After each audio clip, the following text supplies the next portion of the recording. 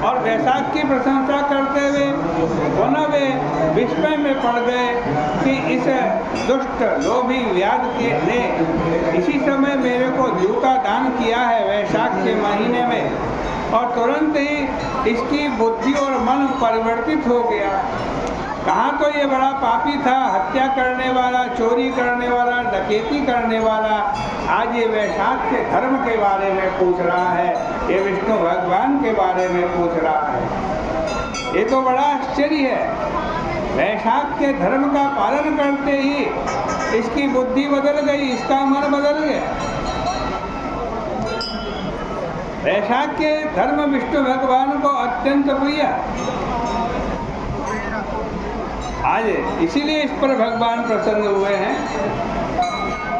वैशाख मास के महात्म को बताने वाली जो कथा है वो तो नदी रूप है, उसमें स्नान करने पर भगवान विष्णु प्रसन्न होते हैं और तुरंत हृदय में वास करते हैं। माधवनाग मास में जो थोड़े से ही व्यय व यत्न से किया जाता है उससे सभी सिद्धि प्राप्त हो जाती है।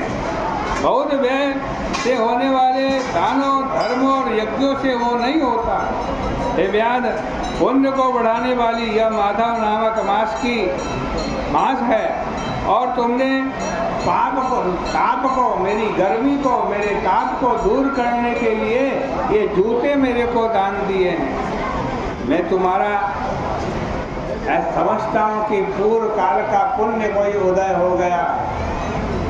भगवान संतुष्ट होकर प्राय तुम्हारा कल्याण करेंगे। यदि ऐसी बात नहीं रहती तो भला तुम्हारी बुद्धि ऐसी पवित्र कैसे होती। इस प्रकार मुनि कह ही रहे थे कि मृत्यु से प्रेरित होकर बलवान सिंह क्रोध से आज विकल होकर एक बाघ को मारने के लिए दौड़ा, किंतु देव के द्वारा कल्पित हाथी बीच में देखकर उसका पैर पकड़कर उसे ही मारने के लिए उद्यत हो गए। उस वर में उन दोनों सिंह और हाथी का बड़ा भयंकर युद्ध हुआ। युद्ध करते करते दोनों थक करके गिर पड़े। आज कहते हैं जो संक मुनि व्याध को वैशाख के धर्म की कथा सुना रहे थे, वो कथा इन दोनों हाथी और सिंह के कानों में पड़ गई और उसी मास महात्मा के श्रवण मात्र से दोनों निर्बल और परम पवित्र हो गए। शाप से मुक्त होकर दोनों आज हाथी और सिंह की देह से छुटकारा पाकर दिव्य रूप होकर एवं दिव्य चंदन आदि से सुगंधित आलोकों से युक्त होकर दिव्य विमान पर चढ़कर स्वर्गीय नारियों से सुसेवित होते हुए स्वर्ग लोक को जाने लगे। दोनों से प्रार्थना करने लगे। धर्मोपदेशक मुनिवर ने व्याध के निमित्त रास्ते में उन्हें देखकर अति विस्मित होकर के निश्चल मन से पूछा कि आप दोनों कौन हो? तुम दोनों का जन्म दुष्ट योनि में क्यों हुआ और क्यों मरे? अतः बिना कारण ही इस वन में आपस में एक दूसरे को मारने की भावना में क्यों तुम उद्यत रहे? हे निष्पापियों, यह सब विस्तार पूर्वक ठीक प्रकार से कहो। इस प्रकार मुनि के कहने पर पुनः वे दोनों कहने लगे, हे मुने, मतंग मुनि के हम दो पुत्र हैं। एक का नाम दंतिल है, दूसरे का नाम कोहल है। शाप दोष के कारण वे दोनों दंतिल और कोहल नाम से पैदा हुए। रूप एवं युवावस्था तथा सभी विद्याओं में निपुण हम लोगों को जानकर, हम लोगों को उद्देश्य करके आज हमारे पिता ने कहा, जाओ बेटो, वैशाख का महीना प्रारंभ हो गया है, वैशाख के धर्म का पालन करो,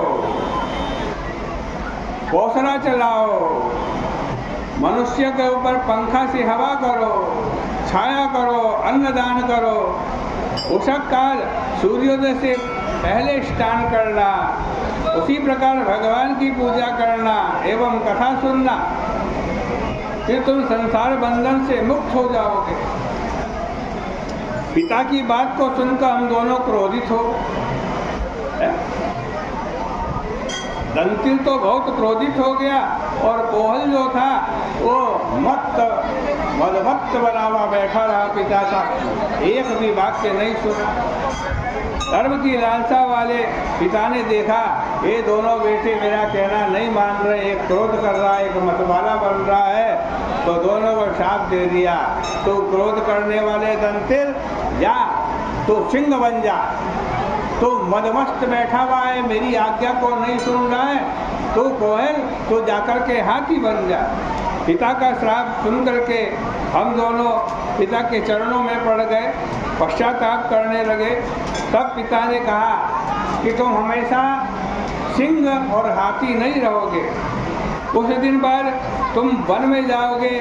शंख नाम के मुनि एक व्याध को जब वैशाख के महीने की कथा सुना रहे होंगे, वो कथा जब तुम्हारे कानों में पड़ेगी उससे तुम दोनों मुक्त हो जाओगे, पहले जैसा रूप धारण कर लोगे, ये मेरी वाणी व्यर्थ नहीं जाएगी।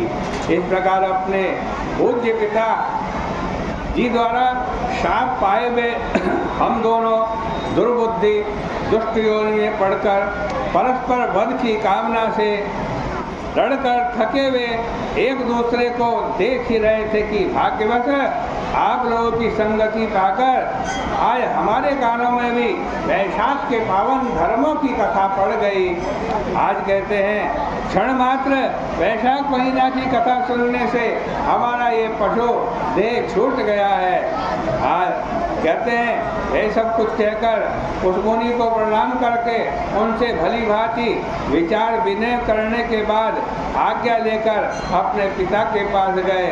उसे भी भली भांति दिखलाकर दया के सागर मुनि ने कहा कि वैशाख महात्मा श्रवण का महान फल देखो, क्षण भर में श्रवण मात्र से उन दोनों के हाथों में मुक्ति हो गई। इस प्रकार मुनियों में श्रेष्ठ, दयानिधि, निष्प्रिय, बुद्धिमानों में अग्रणीय, विशुद्ध मन वाले तथा सुकृतों पुण्यों के एकमात्र आधार शंख मुनि बोल ही रहे थे कि व्याध ने अपने शस्त्र अस्त्र पृथ्वी पर रख दिए और फिर व्याध शंख मुनि से प्रश्न करने लगे। और यहीं पर श्री स्कंद पुराणे वैशाख मास में नारद अमृत संवादे दंतिल कोहलयोर मुक्ति प्राप्तिर नाम सप्तदशोध्याय, ये 17वें अध्याय की कथा, इसके पुण्य को हम भगवान के श्री चरणों में अर्पित करते हैं। बोले गंगा मैया की, बोले वैशाख महात्मा की।